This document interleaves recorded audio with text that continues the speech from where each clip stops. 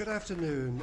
I'm Ben Anderson. We are coming live from the Costa del Sol, and actually it doesn't come any more live than this because we're doing an outside broadcast today from Conrisa Cafe in La Cala de Mijas on the Costa del Sol.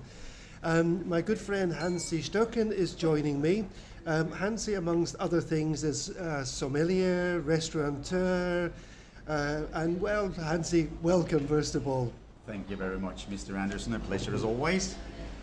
Hansi, we're going to talk about a subject today that we've touched on before with you, but Indeed. It's very close to our hearts. Absolutely. And our stomachs. We're going to be talking about wines and food. Exactly.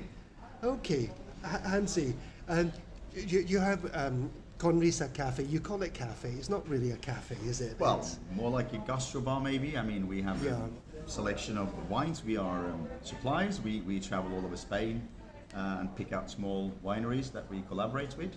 So you should find something exclusive, as well as as you know, we do have good food. We have specialized in tapas, variety, and we try to pair these things together. So it's a good experience for our guests. Yeah.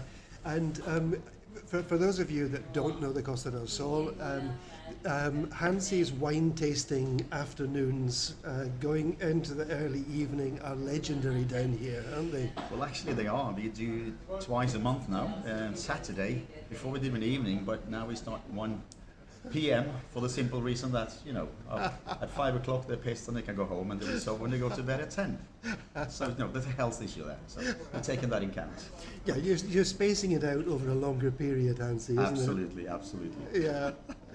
And I mean, seriously, it's a fairly small premises here, but you are packed for every wine tasting, aren't you? Yes, we are. Luckily we are.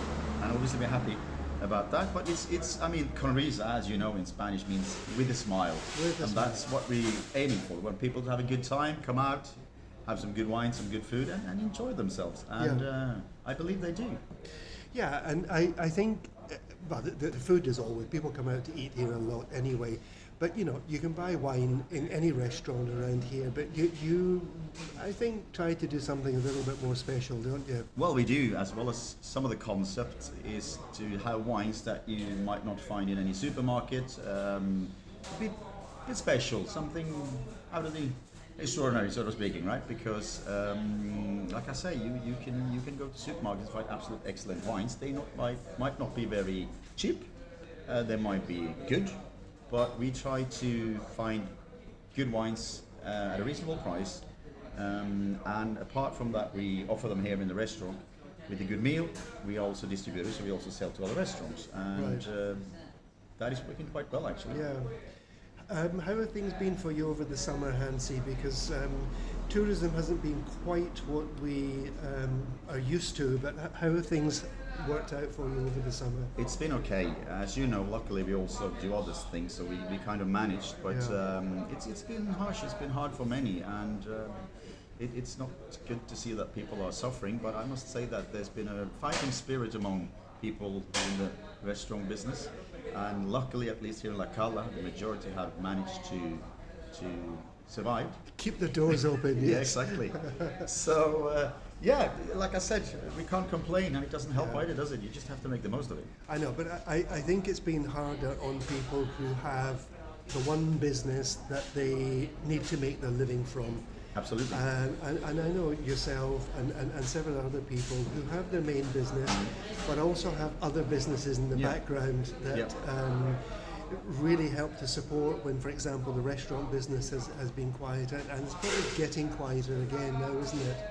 Well, it depends. I mean, like, you know that if you go to a beach bar, Chiringuito, as it's called, you know that's going to be busy in the summer. While we, for instance, we are more like, you know, in the center, and it's not that busy in the summer. We are busy in spring and autumn and winter.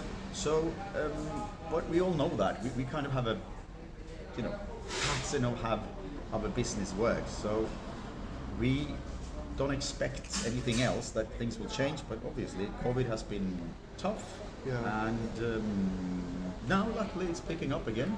Right now, it's good. Then we know many people will go back home for Christmas holidays and so on. Right. But that's, like I said, that's something we know, so it's not a surprise. Right. Okay, let's talk a little bit more generally. Yeah. Both the Spaniards and the people who live here in Spain like their drink, don't they? They do, and so do we. I should just say that you're Norwegian. Yeah. And you know, you even put some of us Scots to shame. Thank you. I take that as a compliment. Do you find, you know, because the summers here really can be quite extreme, Yeah. do you find that people's drinking habits change over the summer compared to winter, for example? Well, they do, because in the summer you want something that is colder, fresher. I mean, beer obviously as well, of course, but when it comes to wines, we sell a lot more rosé and white wines in the summer. In the summer, While yeah. that change a bit in the winter, then it's more red, it's kind of, how should you say, heavier wines. Yeah. So yeah, I think that, but I find that being natural. I mean, in the summer you get thirsty, you're sweating, and you need something cold to cool down with. You want a tall drink, don't you, in the Exactly. summer? Yeah. But having said that, the Spaniards have been very inventive because obviously sangria As well. was red wine and lots of other things going into it. Obviously becomes like a tall drink, doesn't it? And the other thing that people go in for is called the summer red. Yes, tinto de verano. Tinto de verano, Exactly. Yeah, I mean, sangria is like, no one can really tell you what the right receipt is, right? Because No. it varies, and it's like anything else. You go to a certain place because you like what they, that's like human behavior, right? It's like I go to a restaurant and I said, I'm gonna have the Caesar salad because I know that one is excellent. And I'm gonna have that wine because I know that excellent. But yes, so sangria, you need to try it, you need to find out if you like it the way we make it or in another place. Tinto de Verano, as you say, obviously is a mix, 50-50. It's red wine, and you can either mix it with casera, which you know is like a bit of kind of sparkling water thingy. Almost lemonade, we would Yeah. call it, yeah. Or you could put 7-Up in it, or Fanta Lemon. Right. And it's a fresh drink. Yeah, and it is a tall drink, lots of ice. Absolutely. And people can knock these down quite nicely, can't they? Yeah, and they can have a few, because it doesn't make it that strong then, since you have a soda in there, so it's okay. 50-50, yeah. 50-50. Yeah. So, the other thing, I mean, my wife is probably more of a red wine drinker than I am. But red wines can be very heavy, can't they, in all this heat? You know, they can maybe sit a bit heavy, can't they? Absolutely. Then again, it all depends, because if what is important, especially with red wines, is that they're stored in the proper way. Anyway, actually, but like white and rosé are not wines that are meant to age. Okay. You consume them. They might be bottled last year or the year before, and that's it. They won't get better. When it comes to red wines, if they're not young wines, which means they have not been on any barrel, but when it comes to roble, crianza, and so on, Yeah. obviously they're getting the flavors from the wood. So even in the summer, if it's kept well and it's cool, like maybe 12, 13 degrees, and you really fancy a piece of meat, well, then red wine might be the very right thing, even if it's summer. Right. So it kind of depends on your, I mean, what we try to achieve is that we would like people to have the total experience of drinking and eating. Sure. So many people, you sit down and say, what do you want to drink? You say, well, have a beer. Okay, are you going to eat? Yes, fine. And when they have decided what they want to eat, well, then we can start to suggest the wines. And that's important. Doesn't mean that you can have a glass of wine before you eat. It's not a question of that. But what we try to achieve is to find the ultimate experience between food and drinks. Sorry, I've just had a message from our producer, Dave. He can actually see us, although Can he? listeners obviously can't. Is it that And, scary? and he said, I'm really glad to see you've both been in hair and makeup. For those of you who don't know us, Hansi and I have the same hairstyle, which is none. Bold and beautiful. Okay, Hansi, very typically, you know, you've social wines by visiting, we would call them bodegas, Exactly. which are wineries, Right. really. Yep. How has that been for you over the last 18 months? Well, the last trip we made was February last year. Okay. And then we went up to Penedès. Penedès is in Catalonia, the most famous city there would be Barcelona. And Penedès is like the cave of cava. Okay. In the old days they called cava champagne, but obviously the French didn't like that. So they told the Spanish, you have to change it, so they called it cava. Cava is Catalan for cave.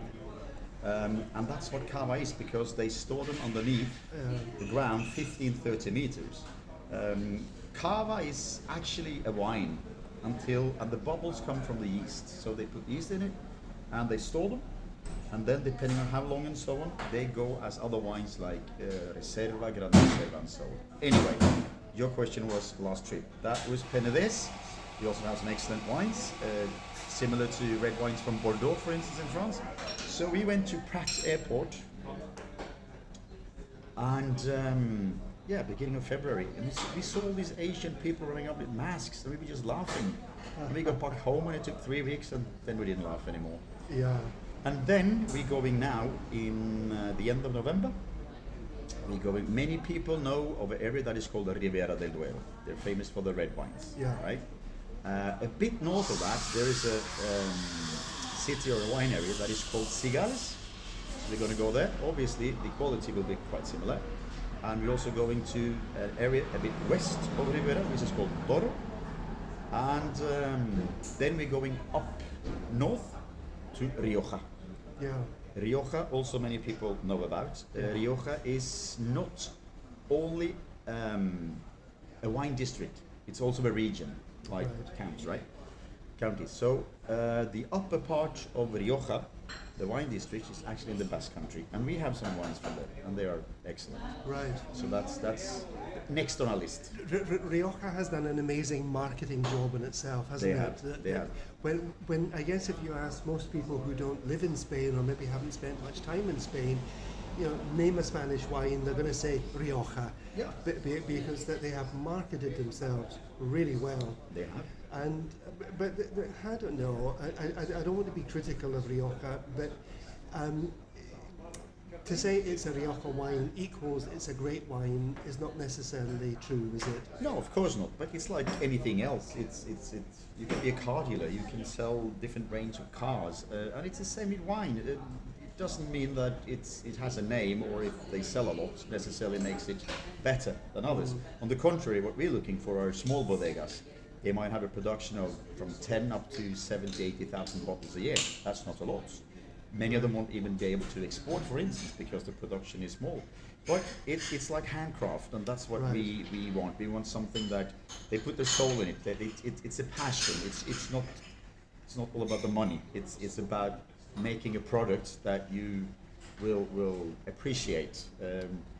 But like you say, there's a variety, and we spoke about Tinto de Verano earlier, for instance. If you want to make a Tinto de Verano, you don't take a Gran Reserva Ribera Rioja, because you will actually ruin it. The Tinto de Verano won't be good. So then you can go to supermarket, Supersol or Carrefour, and you can buy Don Simon, your friend, your good friend. It's sort of 90 cents a litre or something, isn't it? Exactly. But for that purpose, it all depends, right? For what purpose? But we do wine tastings, as you know, and some people say, no, but I tried this wine, and we've done some blind testing, and very often you won't understand the difference before you tried it, right? Right. And that's what we want people to. We have a white wine, for instance, that also been on barrel 6 months. So if you blindfold them, they taste it, they might think it's a red wine, but it's not. So it's a universe out there, and we just want to take part of it. It's quite interesting what you say. We had some friends over for I think it was a barbecue. This is a couple of years ago, because people haven't been doing many barbecues recently. And we'd bought some really nice red wines, and we had a couple of Grand Reservas. And one of the girls said, I'll have some red wine, please. So we're pouring it into the glass. She said, that's enough. And we thought, okay. And she said, have you got any Coca-Cola? Which she then added to her Grand Reserva red wine. And I remember thinking, no, I think I actually said it. Listen, if you want some wine to add Coca-Cola to, I'll give you some of the cheap stuff, not the good stuff. Yeah, I agree. But then again, it depends on what each and everyone like, right? So, Yeah. but yeah, I agree. You don't use a Grand Reserva for. Have you tried red wine with Coca-Cola? No, I haven't, and I don't think I will either. Or maybe I should just to see how. But it is. No, we're not going to treat ourselves. Like I say, everybody needs to find their taste, their way, or whatever. And I mean, if we can sell more wine and people have it with Coca-Cola, Yeah, but it wouldn't be a common thing. it's like someone buying a very expensive whiskey and then adding lemonade to it or something like that. You know, it's like No, what's the point? it doesn't really match. It doesn't. No, it doesn't. But anyway, it's yeah. So Mr. Bill, we need to have some food, and we need to have some wine. Some wine. Yes, please. Could we get 2 glasses of Alvarinho, please? Yes, sir. Since we're talking about summer and wine, I mean it's still summer here on the coast. It is. It is so nice to. I have to say happy birthday. Well, happy birthday anniversary for my parents. They've been married for 55 years today. 55 years. I should have sent a gold medal to my That's mother. like, that's like 2 life sentences. It is, exactly. But anyway, so, and it's 8 degrees and we are here in, well, I don't know, 24, 25? Oh, easily 24, 25, Yeah. yes. Yeah, I mean, it's quite fresh today, isn't it? It is. So, we have to have the last bit of summer. So we are going up to a wine region that is called Rías Baixas. The Rías Baixas, the low rivers, I guess. Yes. Yeah. Gallego, the Gallego language, as you know, which they Right. speak in Galicia, the region, right? Now, this winery is very close to the Portuguese border. We're talking 5 minutes. The province is Pontevedra. The most famous grape up there is called Alvarinho. Oh, yeah. Oh yeah, one of my favorites. You have the Atlantic Ocean. It's and the strange thing about Alvarinho compared to other grapes is that you pick them up like you pick apples on a tree. You don't pick them on the ground. So Okay. they grow upwards. So they need to kind of give them support so they can climb. But it's interesting though because this is the northwest corner of Spain. It is. And you don't necessarily associate. It's not a particularly warm climate. No, on the You wouldn't contrary. necessarily associate that kind of climate with growing grapes. True. And Albarino is the grape grown there, Yes. and the grape mainly used for the wines. Exactly. The most famous grape. They have others as well, but you will only find them in this area. And as any other area, like for instance Ribera, as we spoke of, they have for the red, they have the grape Tempranillo. So you can't make red wine from other grapes. Okay. A certain percentage, if I recall right, maybe about 10%. Arrest me if I'm wrong, but I think it's about that. So it will have to be Tempranillo. Then there are bodegas that make wine with other grapes, but then they will have to sell it from outside of Ribera. They won't get the label saying that it's made in Ribera. Okay. The same with Rías Baixas, Alvarinho. Well, let's try it. Okay, this is, wine tasting on the radio Absolutely. has to be one of the best things. Okay, this is a very nice, very lemony coloured It is. wine, isn't it? And it has a flavor of lemon as well. It's fresh. Acid level is absolutely perfect. Oh yeah, that's a very nice wine. Mm-hmm. It's a very interesting one because it's got this fruitiness without the sweetness. Exactly. It's not like a sort of sweet wine. No, exactly. But it's very, very Yeah. fruity. Mhm. So what flavours are you saying are coming out of this? Well, I would Albarino? say lemon. Yeah. I would say also a bit of yeast. I would say what we call torrefactors, which would be like that comes from the soil itself. But since it's the Atlantic, it's fresher. It's and when you try a wine, it's like 3 parts of it. It's in your mouth. Well, smell first. You smell it, then in your mouth, and then it's the aftertaste, right? And a wine should change character through these 3 different way of feeling, tasting the wine. Right. Okay. So if you smell it, you yeah. might. You get one impression. Mhm. Yeah, and I'm trying to think what it smells like. It's a very intense nose. I would say fruity. I would say, but it's not sweet as you say. But it's like I could put apple and pear in there Hmm. and probably get away with it. Right. Okay. Yeah, I think that's right. Yeah. And yeah, I mean, I've drunk the Albarino wines. Yep. There are a couple of wines that, and I'm talking about the grapes. Right. Mainly, but obviously the grapes and the regions are very closely related in some areas. But there are some wines that I think I've never had a bad one. Mm-hmm. The Albarino is one. Right. The Rueda Verdejo is another, Yeah. and the Ribera del Duero red wines. I don't think I've ever had one that I thought, that's a bit rubbish. And for a reason, because that's why it's like a protected area of producing wine, because you need to complete certain standards. Right. Then other places in Spain, they produce a lot of wine. A lot of it, they sell it to Italy, for instance. They just make the juice basically, and then it's not so important because they're not going to put their label on it and say this is our wine. So, but in this protected area, it's very strict how you make the wine. Yeah. And if you don't follow it, you will not be able to produce wine in that area. Anyway, we are in Galicia, well, we're not in Costa del Sol, but the wine. So, and Galicia is obviously known for excellent seafood. It is indeed. You have heard of pulpa la gallega. Yeah. Yes. And that is, it is octopus Galician style, Exactly. for those that don't know. Now, we didn't find any octopus, but we find something else that comes from the sea. They're called prawns. Prawns. They are Norwegian prawns, by the way. Right. You know why I know the Norwegian? That you've spoken to I them. heard them talking.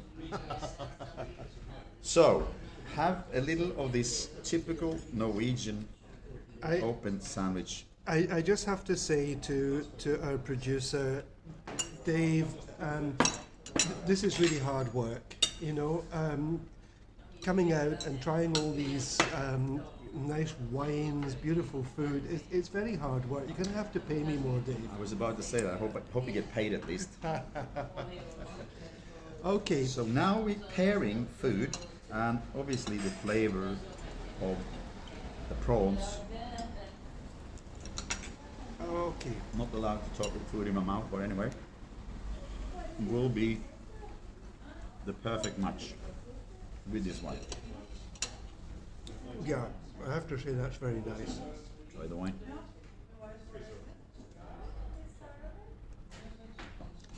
Okay, Hansi, this idea that, you know, if you have fish, you have white wine, if you have meat, you have red wine, is this kind of a myth, or is there a real reason behind it? No, it is a myth. In terms of white wines, as said, they are milder, softer, as well as rosé, because they don't get the flavors from the wood, because they haven't been on the barrel.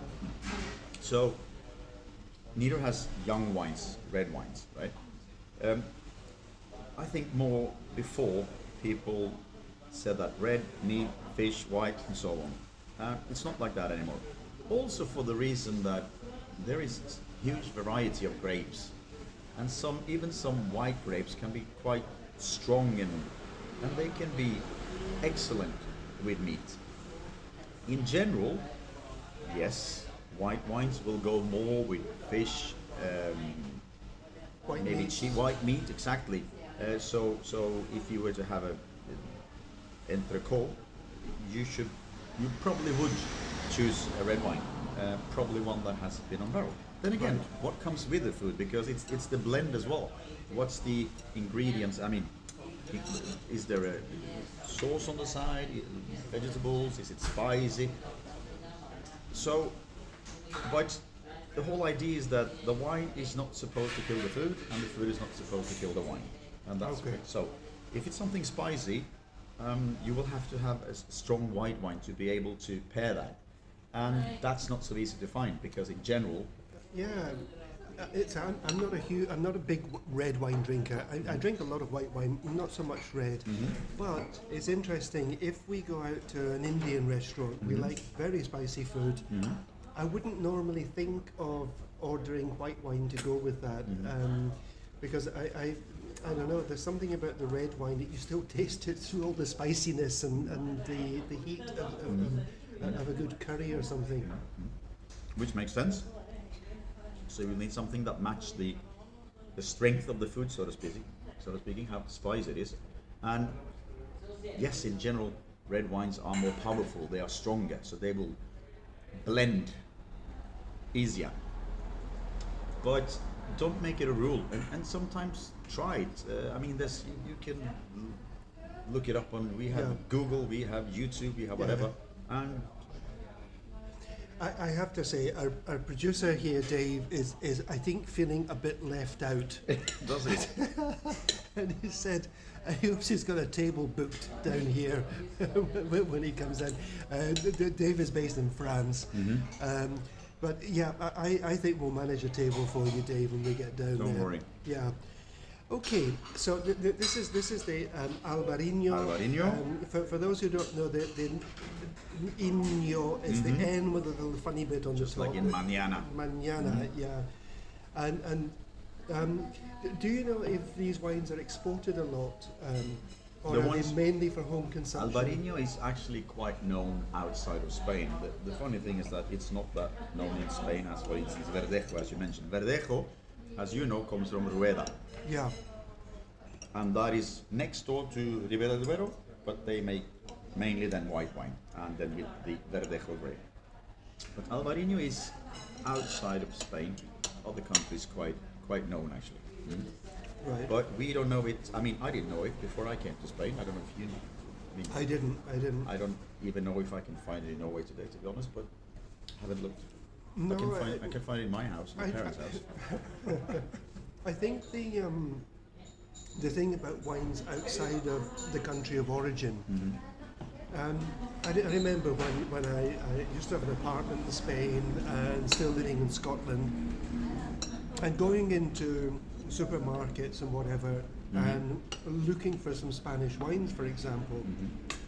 I have to say that I found out afterwards the ones I could get, although they weren't cheap in the UK, were actually the kind of things that people were paying 95 cents for down here, and it certainly wasn't the best. No. The same with German wines. I lived in Germany for a couple of years, and the kind of German wines that were available in the UK then were not the wines that the Germans actually drank. They kept the good ones for themselves, you know. I don't think it's only that. I think it's a question of costs as well, and that's what we try to achieve. We try to find wines of good quality and reasonable prices.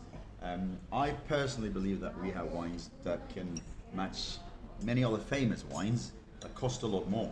But of course, if you're going to export, I believe there are. I mean, you have to pay taxes for maybe I don't know, for the how many how strong it is, and Yeah. So and obviously, if all this adds up and you buy a wine for 95 cents, but maybe in Germany, if you export it from Spain to Germany, it comes up with €5, whatever. I don't know. But so in one way, it's quite reasonable that they import to Germany and other countries cheaper wines because they don't pay that much taxes. Yeah. And obviously, it's not going to cost them. It's not going to be that expensive in the restaurant and so on. We have the same in Norway, as you know. I was going to say, I guess paying €5 for a bottle of wine in Norway would be a bargain. Exist. Yeah, that would be the bottle. It would be empty. That's the difference. That's only the bottle. Yeah, because the duty that's levied on alcohol in Norway and Scandinavia in general is very high, isn't it? Very high. And you go to a restaurant, pizza place, whatever, nothing fancy, and you want a straightforward bottle of wine, and it's going to cost you probably 67 euros. Really? Mm-hmm. Whoa. Yeah. So when you go back to Norway, do you fill your pockets and your bags? I don't drink. When you go to Norway, that is. Okay. I think we're going to take a short break. Let's take a short break just now. We'll come back and talk a little bit more about wines. Welcome back, I'm Bill Anderson. We are coming live from the Costa del Sol, and actually live from Conrisa Cafe, Indeed. which is really a gastro bar. It's not a greasy spoon cafe, I have to say. And my guest today, Hansi Støkken.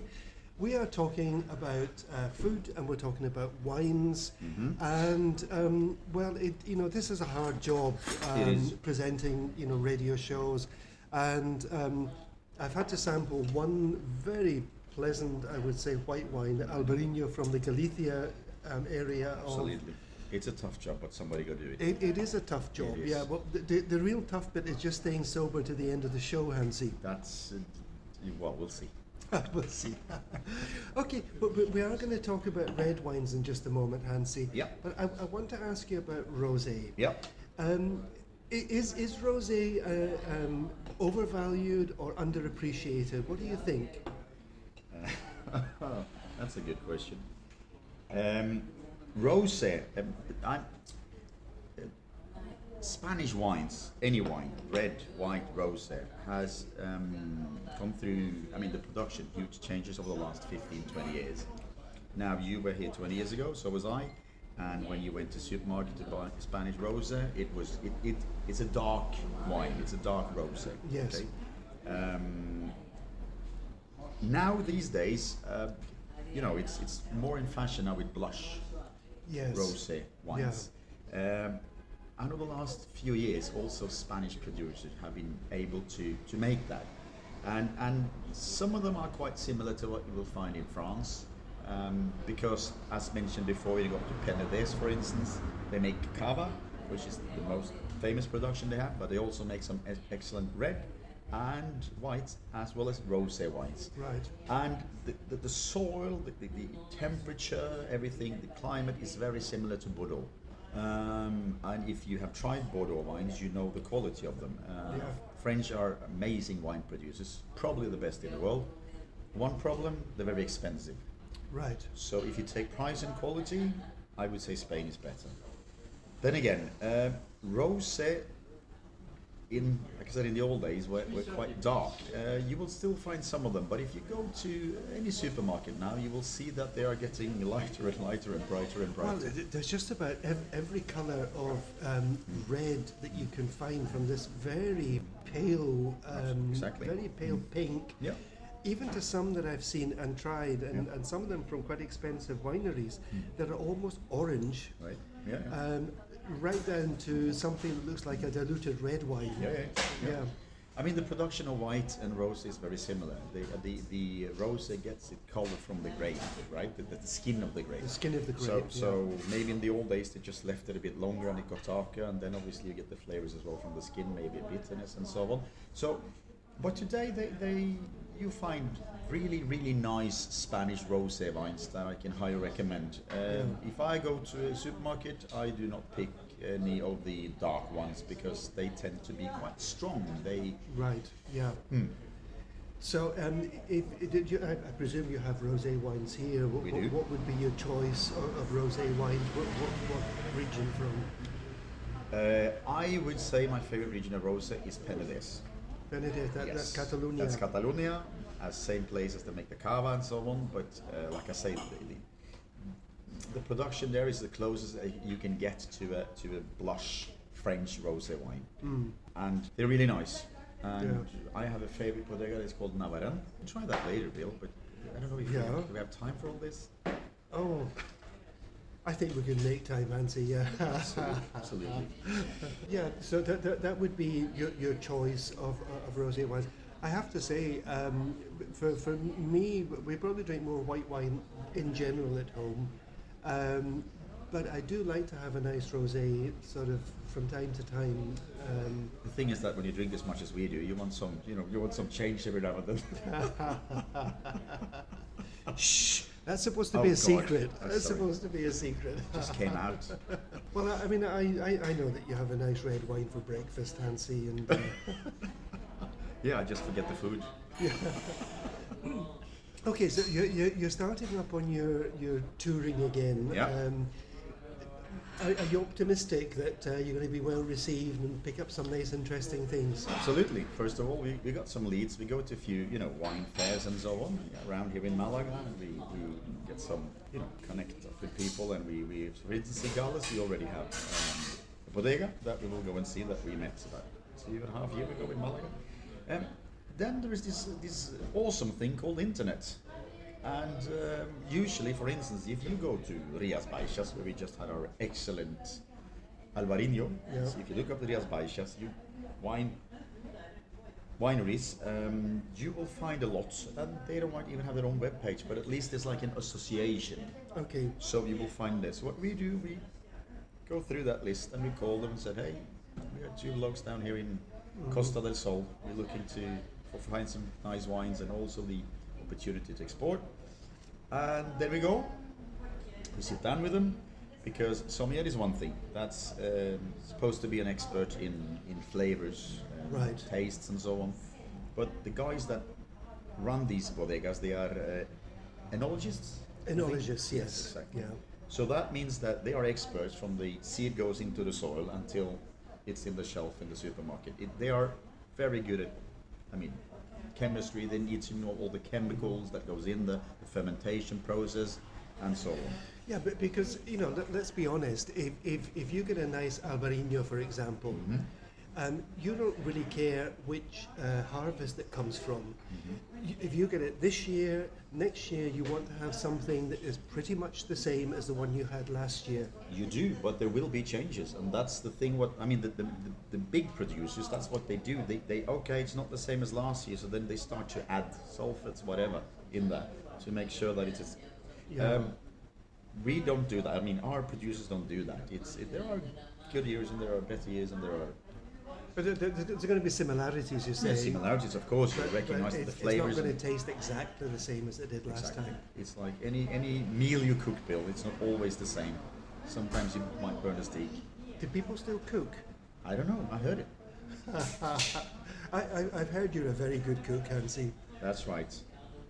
Once every 4th year. Once every 4th year.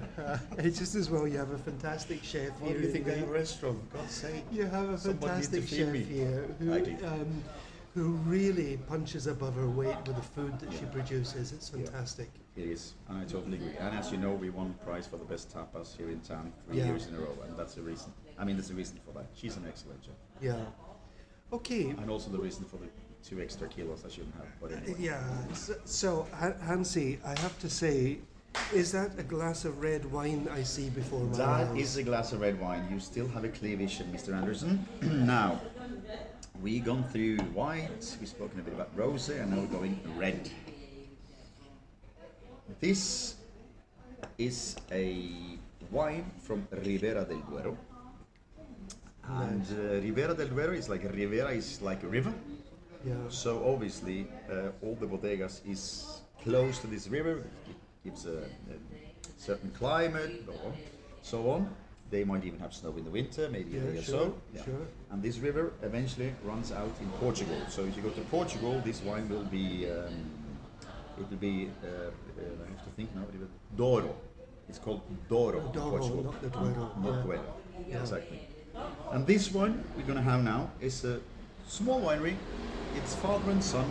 We went there to wine tasting, and he opened a door, and I got in, and there was a door at the other end, like 2 meters. So I was about to open that, and it stopped. There was 1 barrel, 3 chairs, and that's where we did the wine tasting. All right. Okay. They have a production of 40,000 bottles, Right. which is not a lot. This has been 9 months on barrel, and the grape is Tempranillo, 100%. Okay. So that's the wine. Now we're gonna smell the wine first, okay? Smell it and tell me what do you smell? It's I don't know. I think maybe there's a slight woodiness to it. What flavors does? Raspberry. Yeah, absolutely. Yeah. Mm-hmm. Definitely. Yeah. There's a very fruity smell, like red fruits. Correct. Exactly. Yeah. Mm-hmm. Anything else? But no. I get a sweetness like from vanilla. Vanilla. Yeah. Okay. Okay. Yeah, we but can't drink you- it through your you- nose, so we have to. Salud. Cheers. Na zdrowie. Skål. Zdrowie, skål. Kampe. Prost.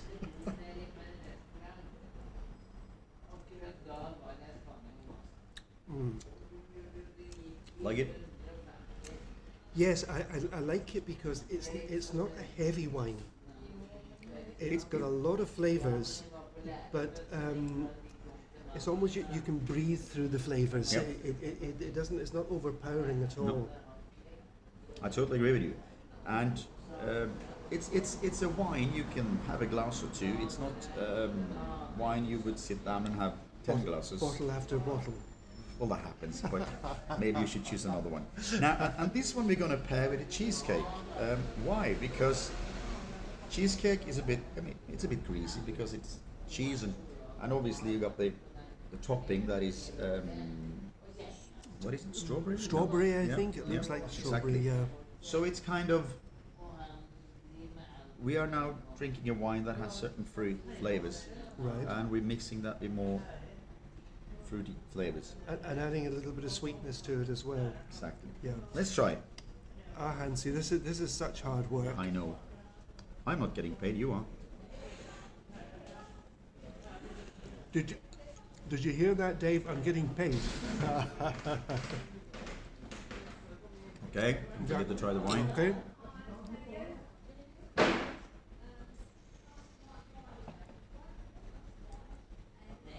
For me, this is perfect match.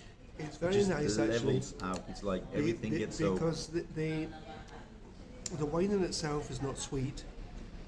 You've got the sweetness of the cheesecake, and it's not intensified by the wine. It almost neutralizes the sweetness, brings the sweetness down. Exactly. Yeah, Perfect balance. That's always the objective. it's a very nice colour, isn't it? It's a real deep red, nice tears on the glass. Oh God, this is such hard work, Hansi. I know. I'm really sorry I have to put you through all this. Yeah, Bill, I I know. must say. And the things I do for Expat Radio. I know. Why did we drink after all? That's very pleasant. So this is from it's called Ribera del Duero. Ribera del Duero. Roble means it's been stored in oak, doesn't it? Yes. You have young wine, which hasn't touched wood at all. Then you have Roble, Crianza, Reserva, and Gran Reserva. Then every area has their own definition of how long it needs to be stored on wood barrel before you can call it. Right, okay. So Rioja has one standard, Ribera has another standard. There are other wine areas in Spain as well. Further south you go, the harder it is to make good wines, for the simple reason that the climate is different. And we live here for a reason in the south. We have paradise outside in the sun every day. Yeah. We also have a couple of wines from Cadiz, which you know is in Andalusia, Yeah. the oldest city in Europe.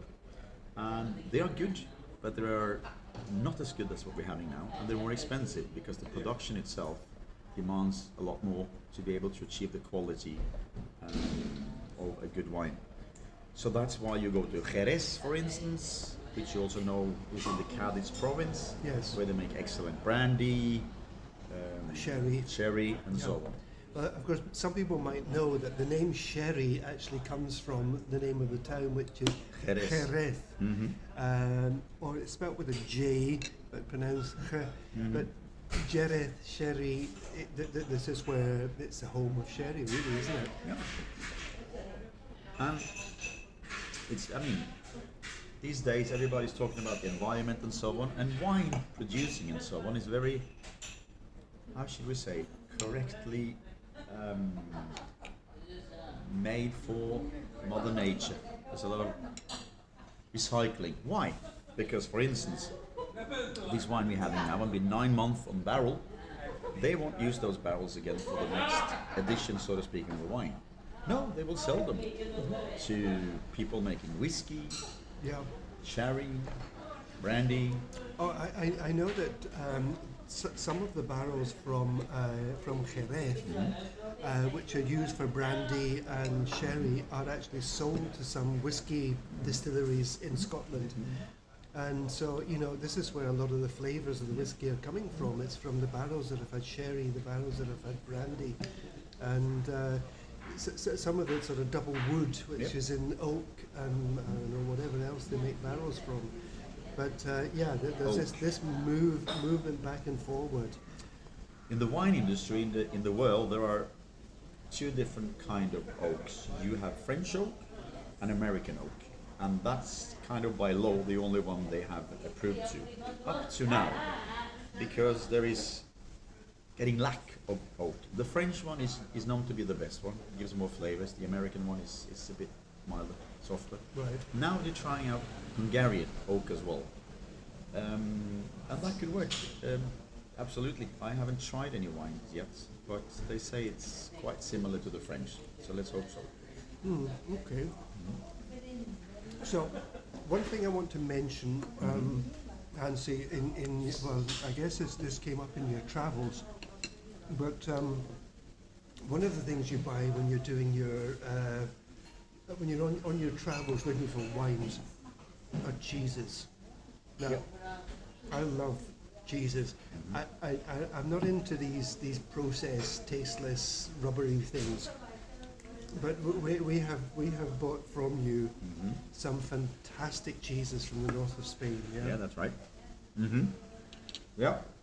And cheese and wine, we kind of think of it as all going together, don't we? It's like a gourmet concept. Right. You tried our cheese, you tried our olive oil, and so on. And living down here, I always say that life is too short to be a long pass, right? So you have to enjoy life. We work to live. We don't live to work. Yes, we have some excellent cheeses from a small little village up in the Basque Country as well, Right. which is called Quimbiazábal. Two brothers, one has 2,000 sheep and the other one has a cheese factory. And this is about an hour drive south of San Sebastian. So when we go into Rioja now in November, we will also pass by San Sebastian. Yeah. You ever been there? I haven't. It's on my list of Put it on places your to go bucket to list. in the north of Spain, yeah. Many people know that it's the city in the world that has, more restaurants with Michelin stars. That's not the issue. It's just. I went through the city center and it was food. I think I found one clothing shop and one, another one. Really? Apart from that, it's just and you know the pincho, which is very typical of the Yes, Basque, yeah. where you- It's a kind of tapa with a skewer through That's it right. of some sort. That's right. If it's not a skewer, it's a cocktail stick. Exactly. Yeah. So put it on your list. It's worth a Yeah. visit. But it's interesting, without detracting from the wine. I mean, I think cheese and wine just go together. It's kind of horse and carriage sort of stuff, Exactly. isn't it? But in Spain, we are so fortunate that coming from the UK, traditionally we would have thought of cheeses as coming from cow's milk. Yeah. But here there are so many good cheeses from sheep's milk and from goat's milk. Absolutely. And smoked cheeses. You're not likely to buy these really good ones in the supermarket, are you? No. And it's about volume, right? Because I believe it's harder to produce something that is of high quality food wise if you have big volumes. Then you need some kind of, what do you call it, automation? Like it has to go automatically, right? Yeah. But it doesn't necessarily make it more expensive if you find something that is handcrafted, as I say.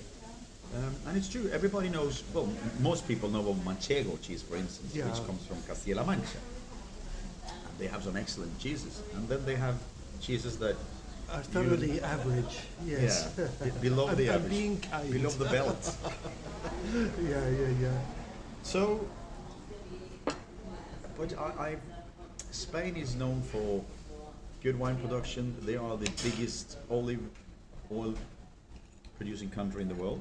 They sell also, apart from wine, they also sell a lot of olive oil to Italy. They take it down there, put a label on it, and they obviously put made in Italy. Sure. Of course they do. They're Italians. I'm not going to offend the entire Italian nation. I'm not right defending. now. I'm just saying they're smart. They've been good. Italian wines as well. I mean, they've conquered the world. They've been very good at their marketing. And Hansi, our time has gone. has it? So It has indeed. So we can just focus on drinking now. I'm allowed to finish this glass of Ribera del Duero, aren't I? You mean the bottle? Okay. Listen, Hansi, thank you so much for actually, I have to say, stepping in because a little problem with our guest for today. But I what can I say? I have thoroughly enjoyed your company. Mr. Anderson, if it comes to food and drinks, I'm always available. You know that. Hansi, thank you so much. Thank you, Bill. Can I wish you all a very happy weekend here from the Costa del Sol. And Dave is going to surprise me with a song we're going to go out with. Please have a great time, and we'll be back next Friday at 1 o'clock. You're listening to Expat Radio, your worldwide friend.